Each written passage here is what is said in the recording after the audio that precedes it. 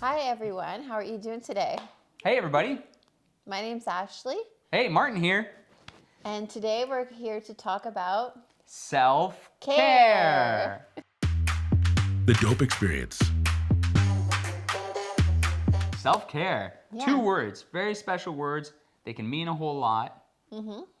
That's a good point. What does self-care mean? Well, I'm glad you asked. Well, I'm glad you asked. Yeah, when you think of self-care, what are some of the things that come to mind? Well, I believe that self-care is anything you do to take care of yourself.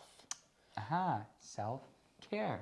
Yeah, very good. Anytime, anything that you're doing in your life that's to take care of yourself. Yeah. Whether that's a physical thing, a mental thing, emotional thing, or spiritual thing. Yeah. Self-care. Mm-hmm. Yeah. Let's think of some examples. What could someone do for self-care?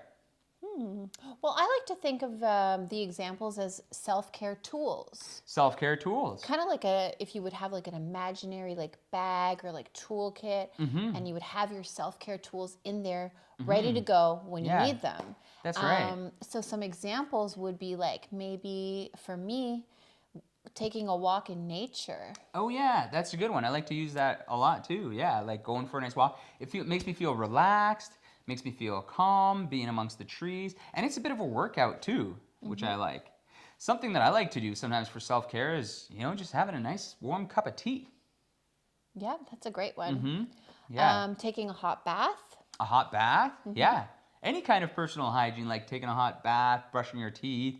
It always, after a shower or a bath, you feel refreshed, you feel clean. It definitely helps in a lot of ways, more than just the physical, but also with the mental. Yeah. And playing video games or watching a movie. Those are some things I like to do for self-care. Reading a book. Reading a book, that would be in that same category thing. It kind of helps me unwind. At the end of the day, got lots of things going on in my mind. When I play a little video game, I can have a little escape for a little brief while. It helps me to reset.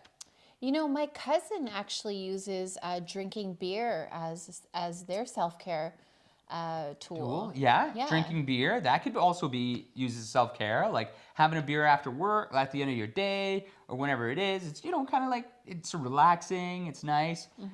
But as opposed to the other one, well, the other ones too, but with the beer, sometimes you have to be careful too. That's Can right. be risky, potentially, if we overdo it. That's right. It's kind of like you can have healthy self-care tools and then you can have unhealthy self-care tools. That's true, yeah. And I mean, they're both valid and everyone has their reasons for having one or the other or both mixed together. But,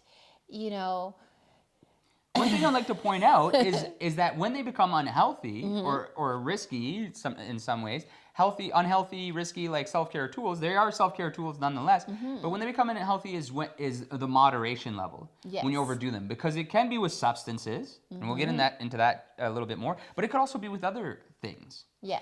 So, thinking about unhealthy self-care tools, I'm wondering why would some people choose more unhealthy options for their self-care?